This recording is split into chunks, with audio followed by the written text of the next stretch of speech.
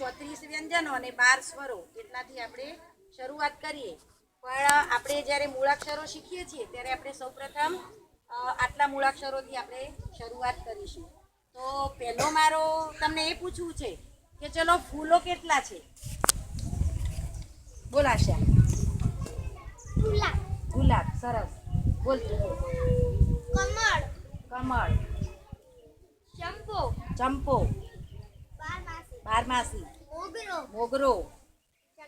ચમેલી. ગલગોટો. સૂર્યમુખી. પછી કથી. તો આપણે કયા ફૂલનું નામ લઈશું? સરસ. તો કમળ જ્યારે ખીલ્યું ના હોય ત્યારે કેવું હોય? નાનું સરખું કોયણું હોય. કેવું હોય? સરસ. અને પછી એ ખીલે છે ત્યારે કેવું થાય છે? સરસ. તો ચલો બધા બોલો.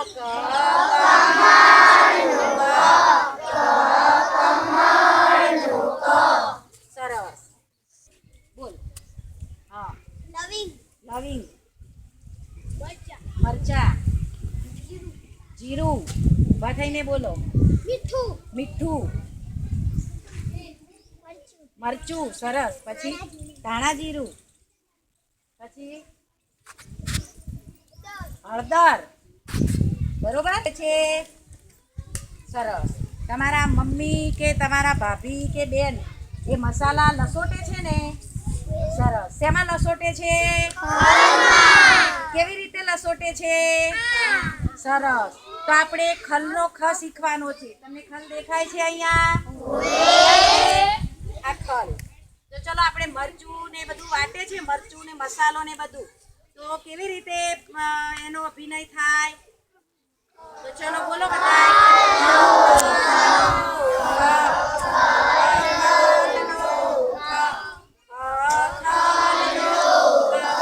સરસ.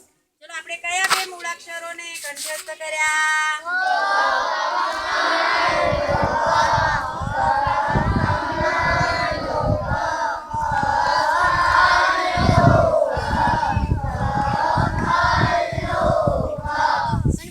ગણપતિ બાપા. પછી શંકર ભગવાન. પછી હા બોલ. મેલડીમાં. પછી મોમઈમાં. ભગવાનના નામ કીધા મેં. ભગવાનના નામ બોલો. બોલ. સરસ્વતી દેવી. પછી હનુમાન દાદા. પછી ગોગા મહારાજ. પછી સરસ. ગણપતિ બાપા. સરસ. ચલો હાથ મૂકી દો. જોઈ શકો. ઘનશ્યામ ઉભો થા બેટા. બોલ. ગણપતિ બાપા. તું બોલ. ઝીણી ઝીણી આંખો છે. આંખો કેવી છે એમની? સરસ. પછી બીજું કોમલ. એમના મોટા મોટા કાન છે. ત્રીજું શું દેખાય છે? ભગવતી. મોટું મોટું પેટ છે. મહાવીર. પછી બીજું શું દેખાય છે? થાંભલા જેવા પગ છે. સરસ. પછી લાંબી લાંબી શું છે? સરસ. તો હવે ગણપતિનો ગ યાદ રાખવો હોય તો આપણે એમના મોટા મોટા કાન છે, બરોબર, એને યાદ રાખીએ. બોલો બધાય. ગ ગણપતિનો ગ. ગ ગણપતિનો ગ. સરસ. કેટલા મૂળાક્ષરો આપણે કંઠસ્થ કર્યા? કયા કયા?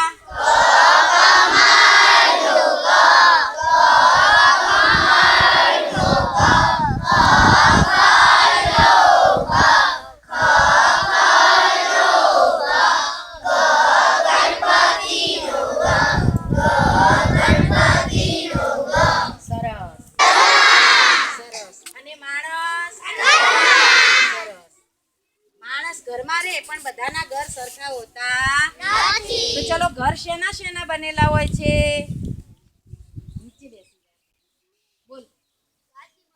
કાચી માટીનું. પછી સિમેન્ટનું. પછી ઈટોનું. પછી કુડાનું. પછી સાઠીકડાનું. પછી ઘાસનું. સરસ. ઘર આખું હોય, રેતીનું હોય, કપચીનું, પછી કાચી માટીનું હોય ને, કુડાનું હોય, સાંઠીકડાનું હોય, બરોબર. ઘરનો આકાર કેવો હોય છે? સરસ. તો આપણે ઘરનો ઘ શીખવો છે, તો ચલો બોલો બધાય.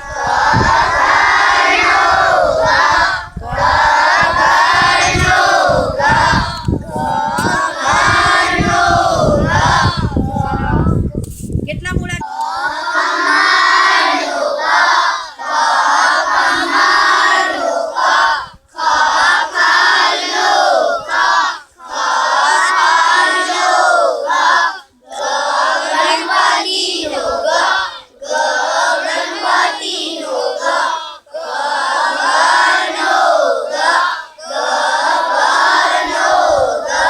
સરસ. આગળ.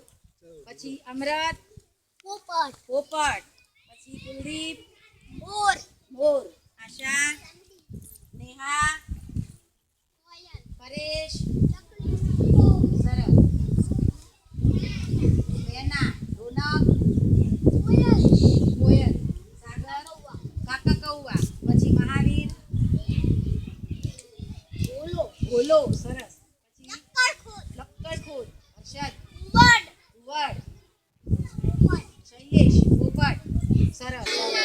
એ શું ખાય છે? ખોરાકમાં શેનો ઉપયોગ કરે છે? ચકલી, ઘઉં, પછી ચોખા, બાજરી, બાજરી, બંટી, બંટી, પછી જા, જાર, સરસ. ઘઉં, ચોખા, આ બોલ, જુવાર, જુવાર, બંટો, બાવટો, બંટો નહીં પણ બાવટો આવે, બંટી જેવું એક દાણ. સરસ. તો આપણે આ ચકલી ચકલીનો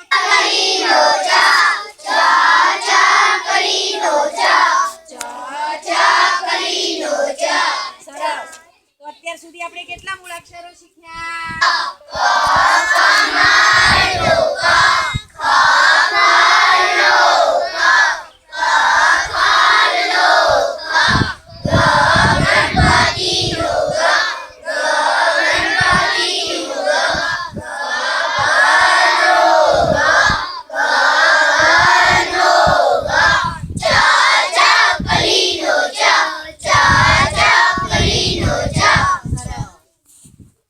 ચોમાસો, શિયાળો, ઉનાળો, ઉનાળો, શિયાળો, ઉનાળો અને ચોમાસું. સરસ. આપણી કેટલી ઋતુઓ? ત્રણ. કઈ કઈ? શિયાળામાં શું પડે વધારે?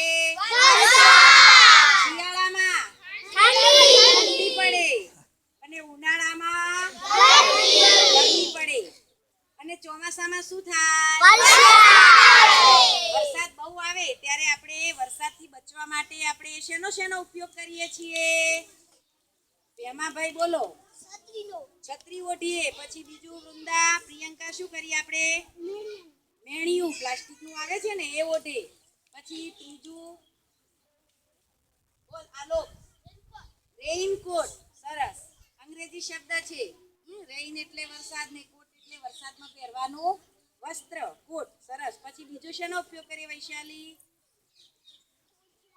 કોથળાનો. સરસ. ગામડામાં પહેરે ને બધા, માથે ઓઢે એટલે માથું પર. મેણિયાનો. સરસ. છત્રી બધા કેવી રીતે પકડે? તો ચલો બોલો બધાય.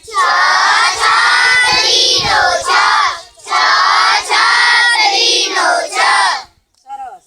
આવી રીતે આપણે બધા જ મૂળાક્ષરો 34 આપણા વ્યંજનો અને 12 મૂળાક્ષરોને આવી રીતે આપણે શીખી શકીએ. બરાબર. એક મૂળાક્ષર શીખવા પાછળ ઘણી બધી આપણને વસ્તુઓ, પક્ષીઓ, પ્રાણીઓ, એના ખોરાકની, અવાજની, એ બધી આપણને માહિતી મળે.